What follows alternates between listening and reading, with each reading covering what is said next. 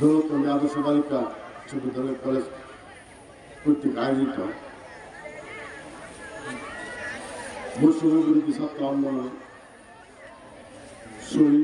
বীর শহীদদের স্মরণে এবং যারা আহত হয়েছে তাদের সুস্থ হওয়ার জন্য অনুষ্ঠানে উপস্থিত বিদ্যালয়ের প্রাক্তন সভাপতি এবং প্রতিষ্ঠাকালীন আজীবন দাতা জনাব শহীদুল সিকদার উপস্থিত দৌলতগঞ্জ আদর্শ বালিকা উচ্চ বিদ্যালয় কলেজের সম্মানিত প্রধান শিক্ষক জনাব কাজল মিয়া সাহেব উপস্থিত বিদ্যালয় পরিচালনা কমিটি সুপ্রিয় সহকর্মীবৃন্দ উপস্থিত বিদ্যালয়ের শিক্ষক সম্মানিত শিক্ষক এবং শিক্ষার্থীবৃন্দ আসসালামু আলাইকুম। আজকে আমরা যে মঞ্চে দাঁড়িয়ে আমাদের বক্তব্য রাখতে শুরু করেছি, যদি বিগত 5 তারিখে এই সরকারের পতন না হতো, বিগত 5 তারিখে যদি গত ফেসিবাদ সরকারের পতন না হতো, তাহলে আমাদের অনেকেই জেলে থাকতে হতো। আমি আল্লাহর কাছে শুকরিয়া জানাই এই সরকারের পতন হতে আমাদেরকে, আমি ছাত্রদের দৃষ্টি আকর্ষণ করি এবং সবার উদ্দেশ্যে একটা কথা বলতে চাই যে আসলে আন্দোলনটা কি ছিল, এই আন্দোলনের পটভূমি কি ছিল, এই আন্দোলন কিসের উদ্দেশ্যে করা হয়েছিল। আমাদের প্রথমে জানতে হবে যে বৈষম্যের বিরুদ্ধে আমাদের আন্দোলন, যে আন্দোলন 1952 সালে সূত্র হয়েছিল, যেখানে আমাদের ভাষাকে হরণ করার জন্য শহীদ হয়েছিলেন শহীদ বরকত সালাম, তেমনিভাবে বাংলাদেশের তৎকালীন সময়ে নাগরিক অধিকারকে প্রতিষ্ঠিত করার জন্য 66 সালে শহীদ হয়েছিলেন, তেমনিভাবে 69 গণ অভ্যুত্থানে শহীদ হয়েছিলেন আমাদের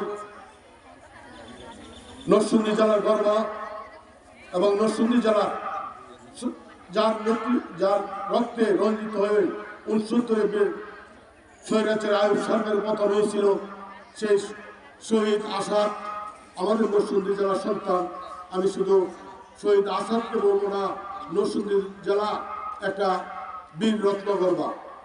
1971 সালে দেশ স্বাধীন করার জন্য আমাদের এই বুড়া সন্তান বীরশ্রেষ্ঠ মতিউর রহমান অকাতরে তার জীবন দেওয়ান করেছিল।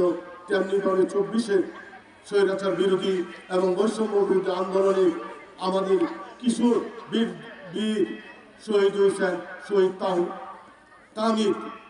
কাজে আজকে যে শহীদের স্মরণে আমরা এখানে আলোচনা করতে আসছি, সে শহীদের আত্মার মাগফিরাত কামনা করে আমি শুধু একটা কথাই সবাইকে স্মরণ করতে যাব যে কোনো আন্দোলনই একদিন বা 3 দিন হয় না, এই আন্দোলনের পূর্ব ধারাবাহিকতা থাকতে হয়।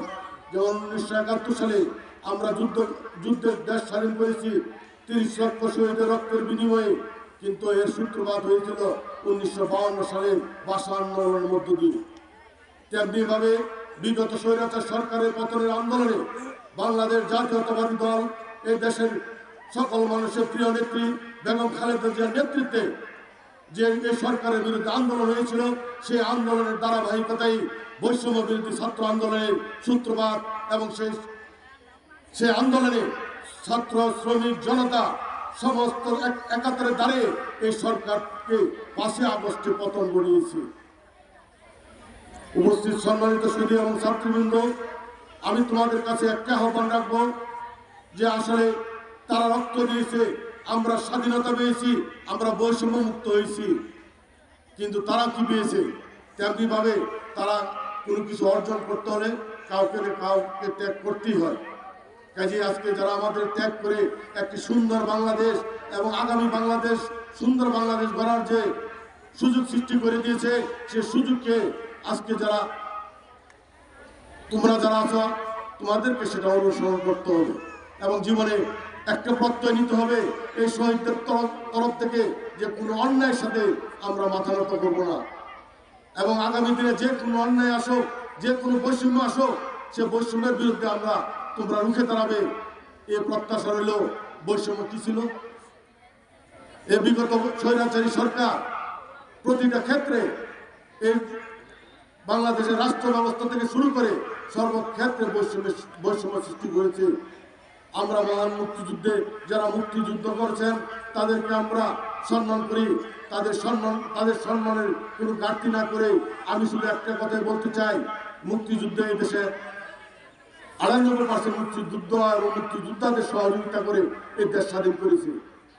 2% লোক তৎকালীন সময়ে মুক্তিযুদ্ধের বিরোধী বা রাজাকার বা অন্য কোনো সম্পর্কে থাকতে পারে, কিন্তু 98% লোক ছিল আমাদের এই স্বাধীনতার পক্ষে। দেখা গেছে একই পরিবারে 5 ভাই আছে, একজন মুক্তিযুদ্ধে গেছেন, 4 ভাই মুক্তিযুদ্ধে গেছেন না, কিন্তু ওই ভাইকে মুক্তিযুদ্ধের তারা সেটাতে করতে পারে, তাকে আঁকড়ে রাখছে, তাকে নিরাপত্তা দিয়েছে, সর্বত্রভাবে সহযোগিতা করছে। আর দেশ স্বাধীন হওয়ার পরে তার মুক্তিযোদ্ধাদেরকে কোঠা দিল, আমাদের কোনো আপত্তি ছিল না, কারণ মুক্তিযোদ্ধা এই দেশের জন্য অনেক কিছু করেছে। কিন্তু তার ধারাবাহিকতায় সেই সরকার, ফ্যাসিবাদী সরকার মুক্তিযোদ্ধা নাতিদেরকে 30% কোঠা দিয়ে দিল। আজকে আমি একটা কথা সবার সঙ্গে উন্মুক্ত করতে চাই, আমরা যদি প্রাথমিক বিদ্যালয়েও আমরা শিক্ষক নিয়োগ করতে চাই, তাহলে যদি মুক্তিযোদ্ধাকে 30% দেওয়া হয় আর নারীকে যদি 40% দেওয়া হয়, তাহলে 70% গেলেও উপজাতীয় তৎকালীন সময় 3% ছিল, 73% ছিল।